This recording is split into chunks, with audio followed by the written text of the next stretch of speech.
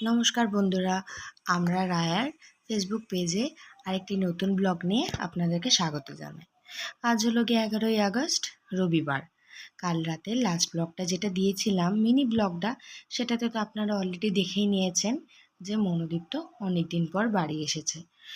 এবং সেখানে অলরেডি আমি বলেই দিয়েছিলাম জানেন, যে এত লেট করলো ট্রেনটা, যে স্টেশনে পৌঁছেছেই আসানসোলে প্রায় 3:30। ও যখন বাড়ি ঢুকলো প্রায় প্রায় 4টে বাজছে। এবং তারপরে এসে ফ্রেশ হয়ে একটু কিছু খেয়ে যখন ও শুলো না, তখন দেখছে সকালবেলা ভোরের কোকিল কু কু করে ডাকছে। অলরেডি সকালবেলা হয়ে গেছিল। তো আমার যখন ঘুম শুরু হয় তখন বাজে 5:30, আর যখন ঘুম থেকে উঠলাম তখন একটু লেটই হয়ে গেছে অন্য দিনের থেকে, 7:30। কিন্তু আজ তো রবিবার, তাই তো আমার রাসুর স্কুল নেই, তাই ওই ব্যাপারে অতটা চিন্তা নেই। কিন্তু মা দেখুন, তার ছেলে আসবে বলে ছেলের প্রত্যেকটি পছন্দের আইটেম নিজে হাতে রান্না করতে শুরু করে দিয়েছে। এই রেসিপিগুলো না আপনাদেরকে পরে একটা একটা করে শেয়ার করব। সকালবেলা আমি উঠে গিয়ে যেরকম যথারীতি অন্যদিনের মতো স্নান করে ফ্রেশ হয়ে বাকি যে সমস্ত ছোটোখাটো কাজগুলো আমার থাকে করে নিয়েছি। এর মধ্যে মা আজকে ডিসাইড করেছিল মদীপ তোর খুব পছন্দের রান্না হচ্ছে কচু ঘষা আর স্টাফড কচু, তো ওই দুটো বানাবে। সচরাচর পাওয়া যায় না বলে বাবাকে দিয়ে অলরেডি এই সামনের যে সবজির দোকানগুলো, ওখান থেকে বলে আনিয়ে নিয়েছিল। এদিকে মা এই রান্নাগুলো করছে, আর অন্যদিকে আমাদের বাড়িতে যে ভদ্রমহিলাটি কাজ করেন, মানে সব কাজ তো আমরা নিজেরা করে উঠতে পারি না, বা আজকালকার মানুষেরাও তো অভ্যাসও নেই। সেই জন্য যেমন ধরুন ঘর ঝাড় দেওয়া, মোছা, বাসন ধোয়া, কাপড় কাচা, এই কাজগুলো করে। আমার বাড়িতে একটা ছোট্ট, মানে কি বলবো, কম বয়সে বিয়ে হয়ে গেলে যেরকম হয়, পূর্ণিমাদি বলে একটা মহিলা আছে। আমার রাসু জানেন তো, ওকে আবার ভালোবেসে না পুপু বলে ডাকে। ও যখন আরও ছোট ছিল, সব কথাগুলো বলতে শেখেনি, তখন থেকেই ওকে পুপু পুপু করে ডাকে। পুপু এসেছে, এবার পুপুকে সমস্ত কাজগুলো এগিয়ে দেওয়া, যেমন জলের বালতি এগিয়ে দেওয়া।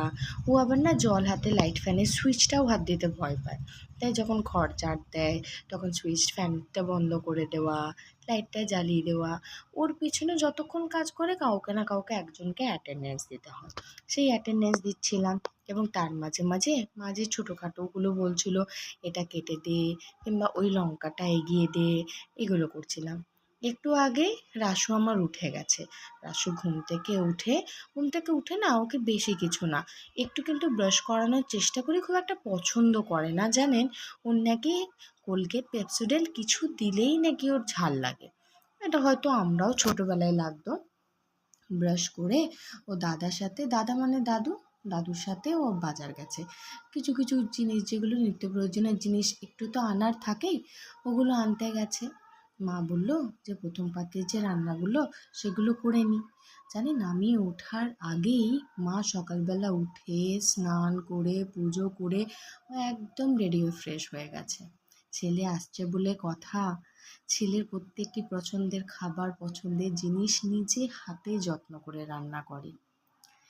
একটা কথা জানেন তো, না বললেই নয়, বলাই বাহুল্য, যখন একটা ছেলে, আগে যখন আমি মা হইনি তখন এই মূল্যটা হয়তো বুঝতাম না, কিন্তু এখন না কিছুটা হলেও বুঝতে পারি।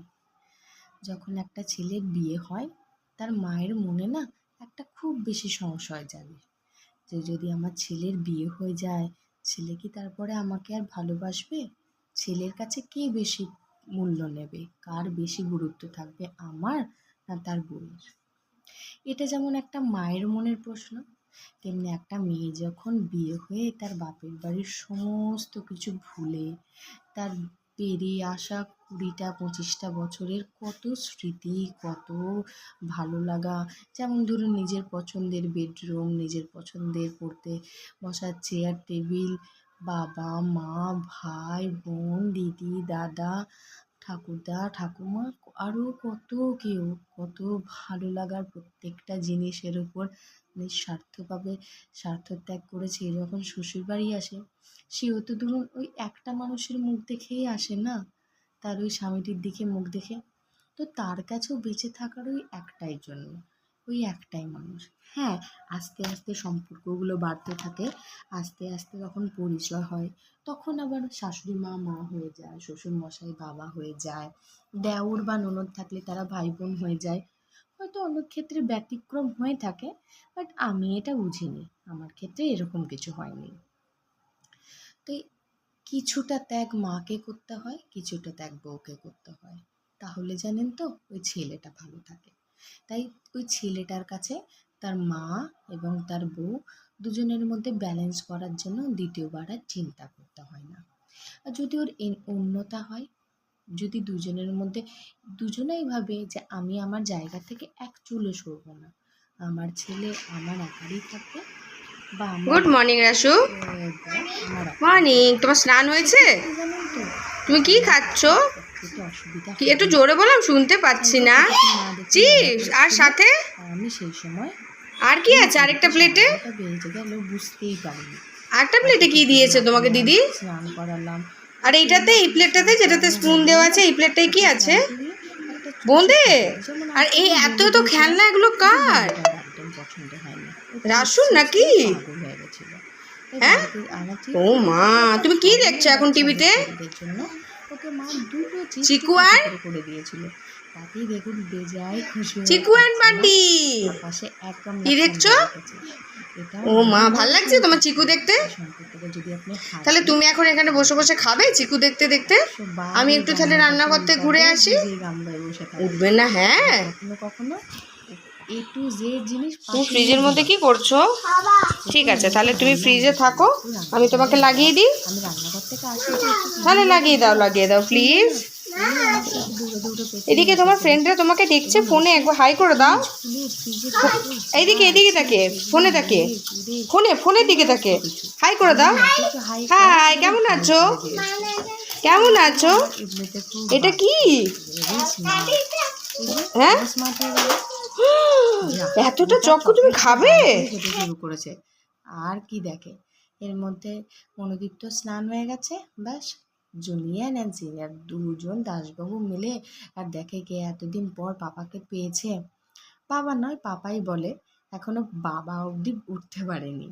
যাই হোক, পাপাকে বললো আমি একটু ঘুরতে যাব।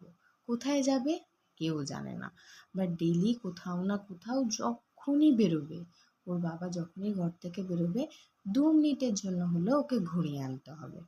ঠিক আছে, এমনিতে তো সারা বছর সবসময় বাবাকে পায় না, তাই বাবাও চেষ্টা করে যতটা সম্ভব ছেলের আবদার মেটানো যায়। যেহেতু একটু মেঘলা করে আছে, নিজেতে ভয়ই পাচ্ছিল, তো মা বললো যা না একবার ঘুরিয়ে নিয়ে আয়। তো একবার ওকে ঘোরাতে নিয়ে গেল। এই মধ্যে দেখুন, আমি যেই ওদেরকে ছেড়ে আসছি তখন দেখছি মায়ের অলরেডি কচু যে ভাজাটা হচ্ছিল, স্টাফড কচু ভাজা, সেটা ভাজা হয়ে গেছে, আর পটলের খোসা বাটা। সমস্ত পটলগুলো না কাল রাতেই ছাড়িয়ে রেখেছিল। কিভাবে এই আইটেমটা হয় সেটা আপনাদেরকে বলবো, এটাও কিন্তু শুরুর পাতে ভালো লাগে। অ্যাকচুয়ালি মৌদীপ তো ওখানে এই জাতীয় খাবার পায় না, ওখানে ভুবনেশ্বরে যে খাবারগুলো, প্রত্যেকটা খাবারেই না কারি পাতার একটা ফ্লেভার থাকে, তো ওই খাবার খেতে খেতে ক্লান্ত হয়ে যায়। সচরাচর ঘরে এলে একদম সাবেকি ঘরোয়া বাঙালি, বাঙালি নয় বাঙালিদের যে খাবারগুলো সেগুলো খেতেও বেশি পছন্দ করে। এই যে কি যেন ছিল এটা, হ্যাঁ, পটলের খোসা বাটাটা। পটলের খোসা বাটাটা একদিকে মা বানিয়ে নিল এবং বলল যে মৌদীপ তো এখন প্রত্যেক দিন যেহেতু ওখানে বাইরে মাছ মাংস খায়, আজ বলেছে মাছ খাবো না, তো মাছের জন্য পাতলা করে একটু ঝোল করবে, সেটা আমাদের 3জনের জন্য করবে, আর মানে আমি বাবা আর মায়ের জন্য করবে, আর রাসুর জন্য বলে শুধু মাছ ভাজা করব, ও তো মাছের ঝোল খায় না। ব্যাস, একদিকে সমস্ত রান্না হয়ে গেছে, এদিকে ওরা গেছে ঘুরতে। এই সময় আমি যেটুকুনি অগোছালো করে গেছিলো রাসু ঘরগুলো, সেগুলো সমস্ত একটু গুছিয়ে নিলাম। আর বাইরে প্রচুর জামা কাপড় আজ কাচা হয়েছে, জানেন তো। ও এসেছে, ওর জামা কাপড়, তারপরে কাল সমস্ত বিছানার চাদর বালিশের ওয়ার চেঞ্জ করা হয়েছিল, সেগুলো সব কেচে মেলা হয়েছে। যেহেতু মেঘলা আকাশ, সব তো শুকায়নি, তাই এগুলো একটুখানি উল্টে দিয়েছিলাম, তাহলে বারবার উল্টালে কি এপিট ওপিট করতে করতে না ওগুলো শুকিয়ে যায়। দেখুন বাইরেটা আপনাদের দেখলে কি হারে জামা কাপড় মেলা আছে।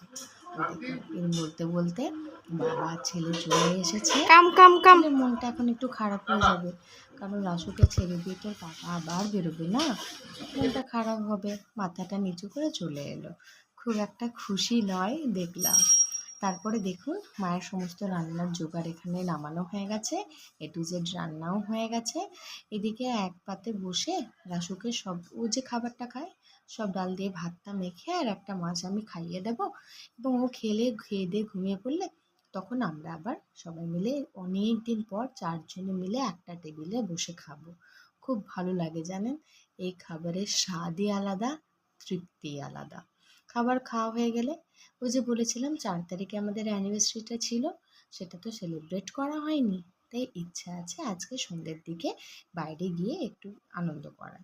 জানি না হয়ে উঠবে কিনা, যা ওয়েদারের অবস্থা, কিন্তু যদি বৃষ্টি না পড়ে, ওয়েদার ভালো থাকে, তাহলে আমরা যাব এবং এটা ছোট্ট করে নিজেদের মতো করে আনন্দ করব, সেলিব্রেট করব। আপনাদেরকেও দেখাবো যদি আমরা যাই তাহলে। আজকের মতো ব্লগটা এখানে শেষ করলাম। কেমন লাগলো প্লিজ জানাবেন, আর যদি ভালো লাগে প্লিজ একটা লাইক কমেন্ট শেয়ার করে দেবেন। আমার ইউটিউব চ্যানেলটাকেও পারলে একটা সাবস্ক্রাইব করে দেবেন। ভালো থাকবেন, আজকের মতো